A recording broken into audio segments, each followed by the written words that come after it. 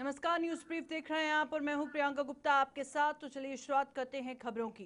किश्तवाड़ जिले के एक मुगल मैदान इलाके में एक दुखद घटना से इलाके में गुस्सा फैल गया है, जहां पर चिनाब नदी में गिरने से एक बच्चे की मौत हो गई, जबकि 2 महिलाओं को स्थानीय लोगों ने समय रहते बचा लिया। जानकारी के मुताबिक 3 लोग नदी में गिर गए थे, जिनमें से 2 महिलाओं को सुरक्षित बाहर निकाल लिया गया, लेकिन मासूम बच्चे को नहीं बचाया जा सका। इस दुखद घटना के बाद इलाके में काफी अफरा तफरी मच गई है और स्थानीय लोगों ने हादसे की मुख्य वजह पुल ना होना बताया है और प्रशासन पर बड़ी लापरवाही का आरोप लगाया है। उनका कहना है कि बार बार मांग करने के बाद भी ना तो पुल बनाया गया और ना ही सही संपर्क सड़क दी गई, जिससे ऐसे हादसे लगातार बढ़ रहे हैं। स्थानीय लोगों ने इस घटना के खिलाफ जोरदार प्रदर्शन किया और सड़क जाम कर दी और मांग की कि पुल और अप्रोच रोड का निर्माण तुरंत किया जाए, ताकि भविष्य में ऐसे दुखद हादसों से बचा जा सके। प्रदर्शनकारियों ने कहा कि राजनीतिक रूप से महत्वपूर्ण होने के बावजूद यह इलाका बुनियादी सुविधाओं से वंचित है, जो प्रशासनिक नाकामी का साफ उदाहरण है। वहीं पर प्रशासन की ओर से इस घटना पर कोई बयान जारी नहीं किया गया, जिससे लोगों का गुस्सा और बढ़ गया है। स्थानीय लोगों ने चेतावनी दी है कि जब तक उनकी मांगे पूरी नहीं हो जाती, तब तक विरोध प्रदर्शन यूं ही जारी रहेगा।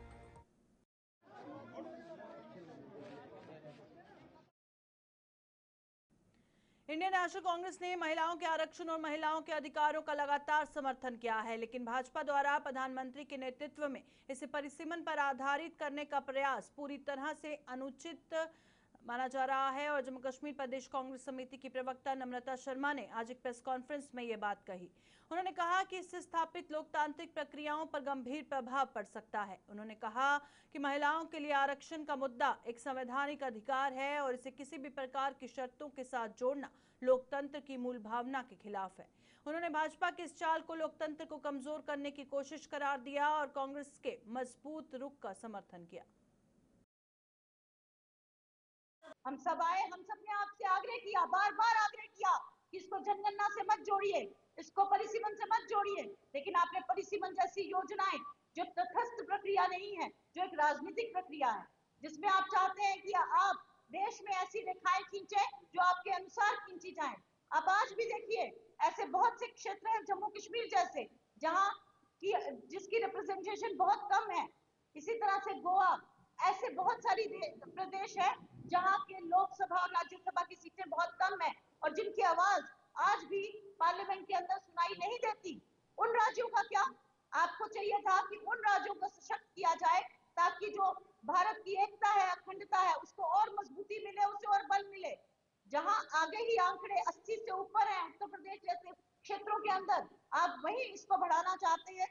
यह आपकी साफ मंशाओं को दर्शाता है कि आप जो भारत का भूगोल है उसको नया एक दिशा देना चाहते हैं, आप नया भूगोल लिखना चाहते हैं, जिसकी अनुमति आपको नहीं मिली, आपको लोकसभा में मुंह की खानी पड़ी। अगर आपकी मंशा महिलाओं को सशक्त करने की है तो सोमवार को ये बिल लाइए और 543 की पार्लियामेंट में आप 33% आरक्षण महिलाओं को दीजिए, उनकी राजनीतिक भागीदारी में आप एक योगदान दीजिए, ताकि महिला।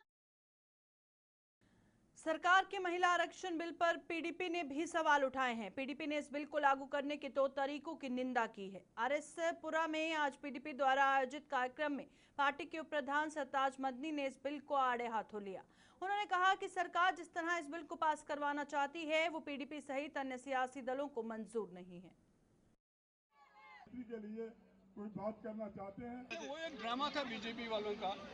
महिला आरक्षण बिल 2023 में इसी पार्लियामेंट में पास की है, तब भी यही जमात थी और उस वक्त मैंने सुना है कि 500 लोग, 500 पार्लियामेंट मेंबर पार्लियामेंट में थे, सिर्फ 2 लोगों ने उसमें अपोजिशन की थी, वो बाकी 498 वोट से वो पास हुई थी।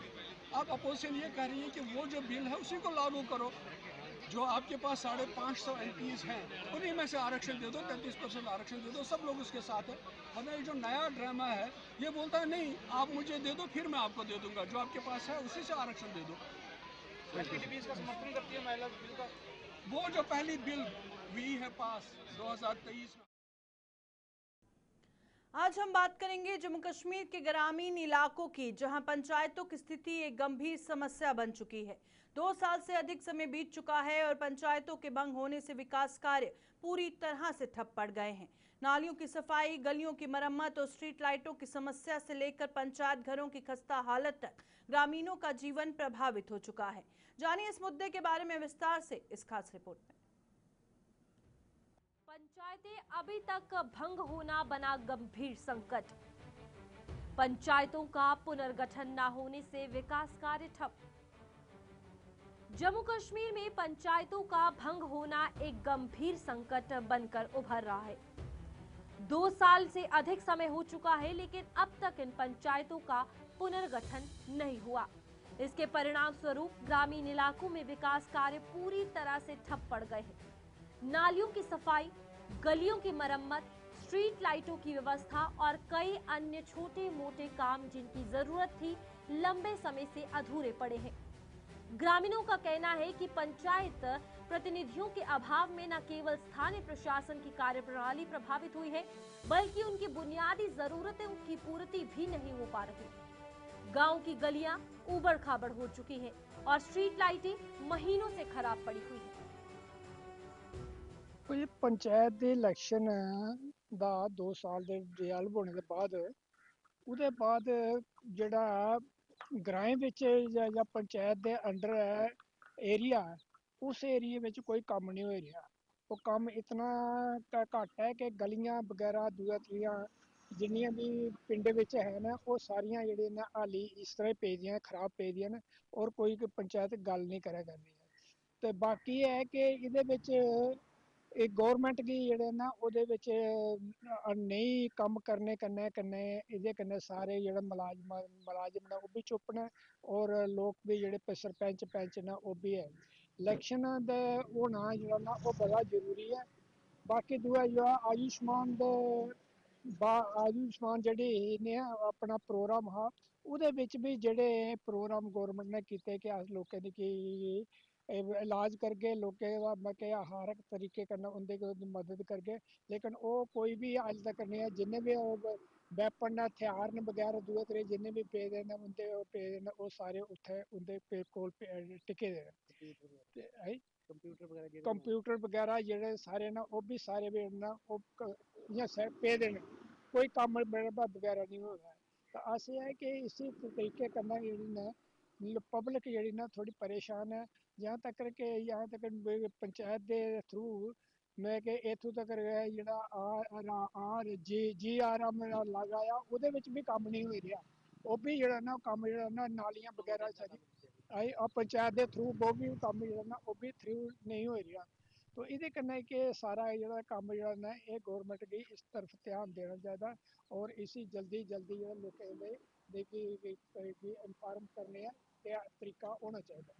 सर अस अपने मुख्यमंत्री उमर अब्दुल्ला के अपील करना चाहते हैं कि सारी जी पंचायत डिजॉल्व होए लगभग 2 साल हो गए हैं और जितनी जल्दी हो सके इलैक्शन कराई जाए कि जी आम जी लोग ना उन्हें इसलिए काफ़ी तकलीफ हो रही है कि उनके कम नहीं हो रहे क्यों MLA तक पुजने ताएं कोई नहीं जाई सकता कोई जाई सकता। ये छोटे छोटे जो मसले ने ग्राएं के जिन्ना बिजली का जिन्ना रोड का नालियां का इस तरफ ध्यान कोई नहीं सरकार दिया दी।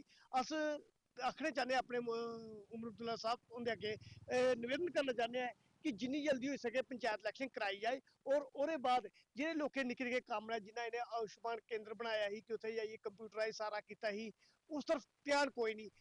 अपना जेह्ड़े पंचायतकार ने बिल्कुल खंडर हो चुके हैं उनके कोई रख रखाव नहीं। इन्हें आख्या 2 बंदे उत्थे लागे कोई कंप्यूटर उपर कोई चौकीदार उपर लेकिन वो सिर्फ वादे ही कागज़ें विच होए और कुछ नहीं हो सकिया। अस मुख्यमंत्री बार बार रखना चाहते हैं कि जिन्नी जल्दी पंचायत इलैक्शन हो गए कि लोगों के जो निक्के मुट्टे मसले हुई जी कि बिजली का मसला ही है कोई तारा टुटा दी है बंदा आखी दे सकता है कि पंच सरपंच महाराज तारा टुटा दी है या नालियां टुटी दी हैं लेकिन इस तरफ कोई ध्यान नहीं है और MLA बेचारे पर कितना बर्डन पौग। अस आखना चाहते हैं कि जितनी जल्दी हो सके MLA इलैक्शन हो सके जी कि लोगों की दिक्कत आ रही है ना वो दिक्कत जल्द तो जल्द दूर हो सके। बद से बदतर हुई पंचायत घरों की हालत, मुलाजिम या चौकीदार तक नहीं तैनात। जो पंचायत घर कभी ग्रामीणों के लिए विकास का केंद्र बना हुआ करते थे, आज उनकी हालत भी बदतर हो चुकी है।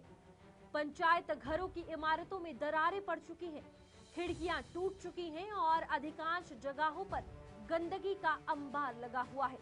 कई पंचायत घर तो पूरी तरह से बंद पड़े हैं क्योंकि वहां कोई मुलाजिम या चौकीदार तैनात नहीं है। सरकार ने इन पंचायत घरों में आयुष्मान केंद्र स्थापित करने की घोषणा की थी और कुछ स्थानों पर मशीनें भी लगाई थी, लेकिन अफसोस कि वहां स्टाफ की नियुक्ति नहीं हुई है। नतीजा, ये आयुष्मान केंद्र पूरी तरह से बेकार पड़े हैं। पंचायत घरों की हालत इस वक्त ਇਹੋ ਹੀ ਹੈ कि पंचायत घरों ਦੇ ਵਿੱਚ जंगली जड़ी बूटी बड़ी जम गई है। पंचायत घरों की हालत बड़ी खराब हो गई है क्योंकि गौरमेंट ने पहले कहा कि ਅਸੀਂ पंचायत घर ਦੇ ਵਿੱਚ एक चौकीदार और 2 ਬੰਦੇ ਨਾਲ लेबर देंगे, मगर वो अज तक कोई चौकीदार नहीं, कोई लेबर नहीं है क्योंकि पंचायत घरों की इस टाइम हालत देखो, उत्थे अंदर बढ़ने को दिल नहीं करता क्योंकि उत्थे पंचायत घर टुट भज गए ने, उत्थे भंग चढ़ी दी है, जड़ी बूटी चढ़ी दी है, ਉਹਦੀ कोई साफ सफाई नहीं है।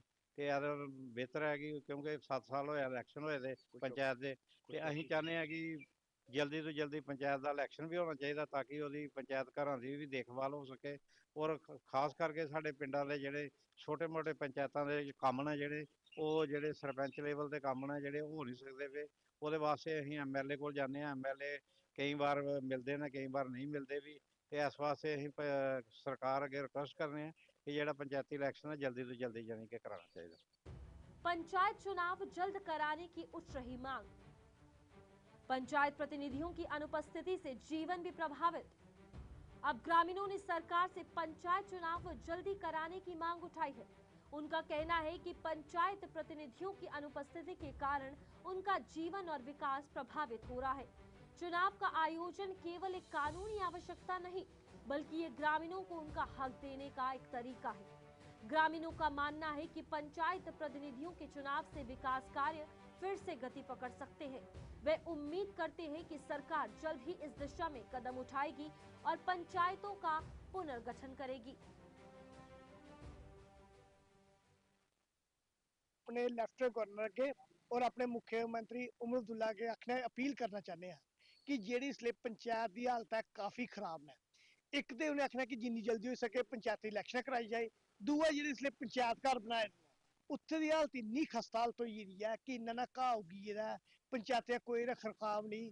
जो गौरमेंट अपना विजन लेके आई ही कि अस इत्थे 2 बंदे भी रखगे, एक चौकीदार हो या कंप्यूटर सैशन उपर हो, जो गौरमेंट का अपना विजन ही वो अजे तक पूरा नहीं होया। इसलिए अपील करना चाहते हैं कि जिन्नी जल्दी हो सके पंचायती इलेक्शन हो जाए और ओरे कन्ने ਜਿਹੜਾ ਇੱਥੇ पंचायत का सिस्टम है, ਜਿਹੜੀ ਲੋਕੇ ਵਿਚਾਰੇ ਐਮਐਲਏ ਕੋਲ ਜਾਣੇ ਪੈਂਦਾ, ਨਿੱਕੇ ਮੋਟੇ ਕੰਮ ਕਰਾਣੇ ਵਾਲੇ ਉਹ ਬਾਰ-ਬਾਰ ਐਮਐਲਏ ਕੋਲ ਨਹੀਂ ਜਾ ਕਿ ਐਮਐਲਏ ਏਰੀਆ ਕਾਫੀ ਹੁੰਦਾ, ਕਾਫੀ ਵੱਡਾ ਹੁੰਦਾ ਔਰ ਐਮਐਲਏ ਕਦੇ ਮਿਲਦੇ ਨੇ, ਕਦੇ ਵਿਚਾਰੇ ਉਹ ਵੀ ਬਿਜ਼ੀ ਰਹਿੰਦੇ ਨੇ ਔਰ ਉਹਦੇ ਕਨੇ ਜਿਹੜੇ ਨਿੱਕੇ ਮੋਟੇ ਮਸਲੇ ਨੇ, ਜਿਨ੍ਹਾਂ ਕੋਈ ਰਾਸ਼ਨ ਕਾਰਡ ਦਾ ਮਸਲਾ, ਆਯੁਸ਼ਮਾਨ ਕਾਰਡ ਦਾ ਮਸਲਾ ਹੋਈ ਆ, ਉਹਦੇ ਬਾਅਦ ਆਪਣਾ ਬਿਜਲੀ ਦੇ ਮਸਲੇ ਹੋਈਏ, ਚਲੋ ਇੱਥੇ ਬੈਠੀਏ ਆਪਣੇ ਇੱਥੇ ਪੰਚਾਇਤ ਇਲੈਕਸ਼ਨ ਹੋ ਤੇ ਸਰਪੰਚ ਪੰਚ ਅੱਗੇ ਆਖੀਏ ਤੇ ਕੋਈ तो मसले निपटारा हो सके।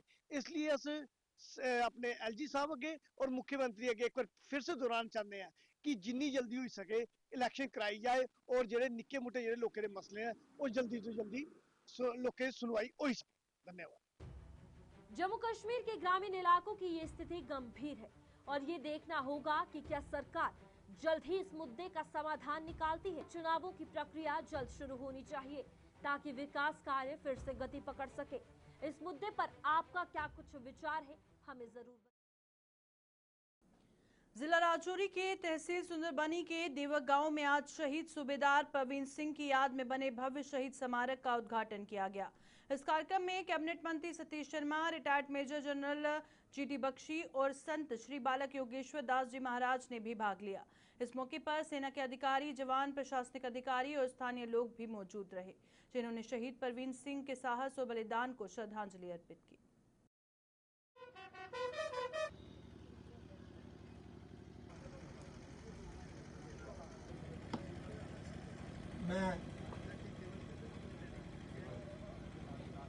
मैं आप कर्नल जसपाल जी और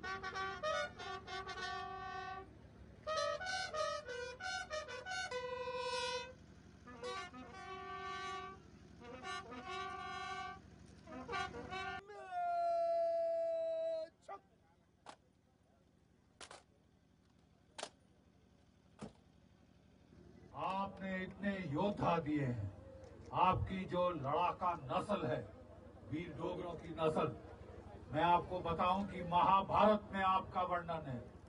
डोगरत नरेश, जहां दो नदियां मिलती हैं, वो जम्मू के क्षेत्र के डोगरे और तिगरत नरेश के नाम से डोगरे जाने जाते थे महाभारत काल में।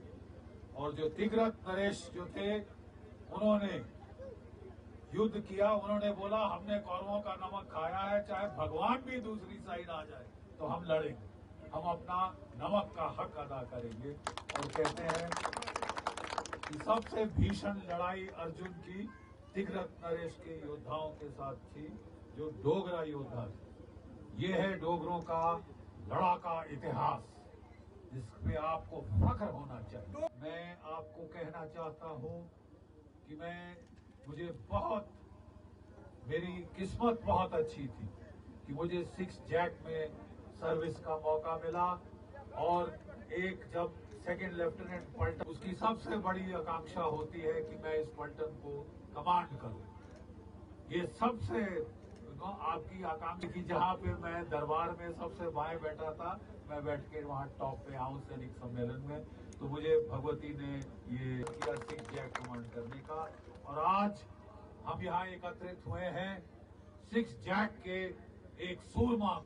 वो देखिए, एक कहते हैं सूरा सो पहचानिए जो लड़े दीन के हित, पुर्जा पुर्जा कट मरे कबाऊ न छाड़े खेत। Indian army.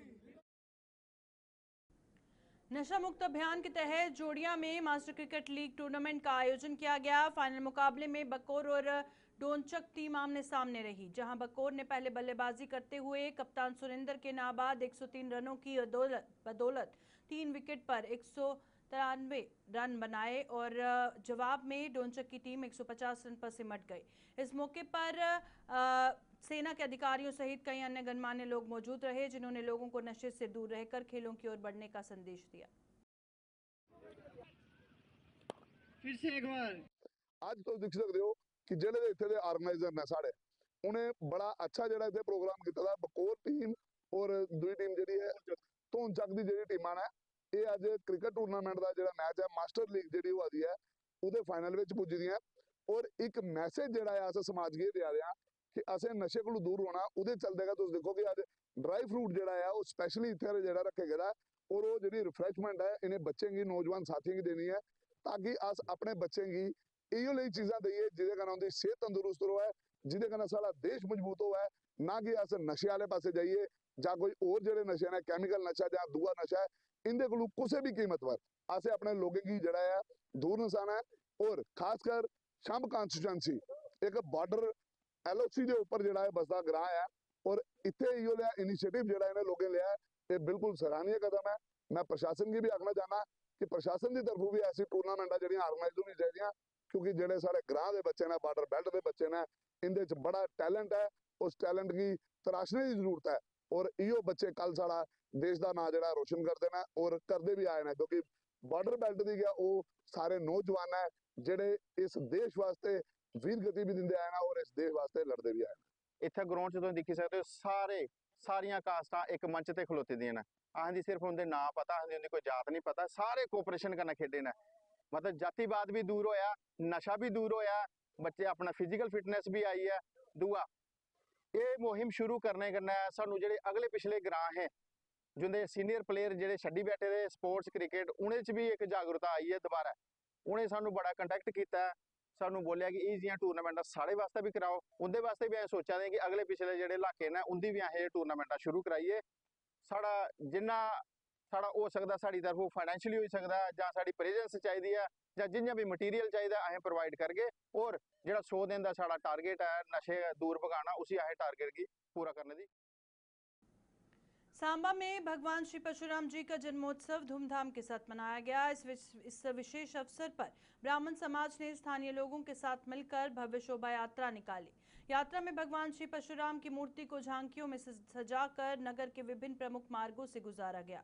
इस आयोजन में समाज के विभिन्न वर्गों के लोग शामिल हुए और उत्साहपूर्वक जयकारे लगाए। इस मौके पर सुरक्षा के पुख्ता इंतजाम किए गए थे और स्थानीय प्रशासन ने पूरे कार्यक्रम की निगरानी की। सभा ने भगवान श्री परशुराम की उपासना में श्रद्धा और भक्तिभाव से भाग लिया। आप देख रहे हैं कि आज सांबा के अंदर ब्राह्मण सभा के द्वारा भव्य भगवान परशुराम जी के जन्म उत्सव के उपलक्ष्य के अंदर भव्य शोभा यात्रा का आयोजन किया जा रहा।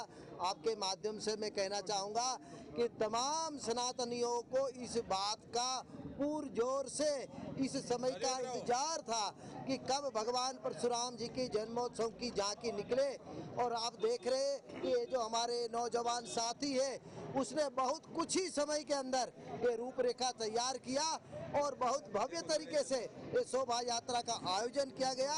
आपके माध्यम से मैं कहूँगा कि भगवान परशुराम जी हर एक की मनोकामना पूर्ण करे। हर साल की तरह परशुराम जी की झांकी सांबा में धूमधाम से निकाली जाती है।